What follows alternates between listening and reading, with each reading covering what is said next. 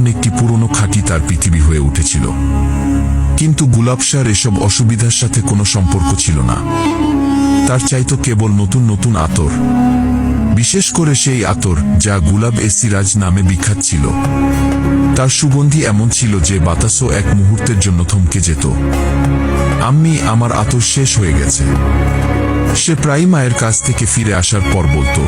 তখন সাকিনা ঘামে ভেজা ক্লান্ত অবস্থায় থাকতেন। বেটি, গত সপ্তাহেই তো এনেছিলাম। ঘরে আটা শেষ হয়ে গেছে। আব্বার ওষুধ আনতে হবে। তুইও তো কিছু বুঝ। সাকিনা অসহায়ভাবে বলতেন, আমাকে কিছু যায় আসে না। আমার বান্ধবীরা কত সাজগোজ করে থাকে, আর আমি গুলাবশা মুখ ভার করে বসে থাকি। তার জেদের সামনে সাকিনা প্রতিবার হার মেনে যেতেন এবং নিজের কোনো চাহিদা দমন করে মেয়ের জন্য আতরের শিশি কিনে আনতেন। গুলাবশার বেশিরভাগ সময় কেটে যেত তার বান্ধবী সাবিহা আর নিদার সাথে ঘুরে বেরিয়ে।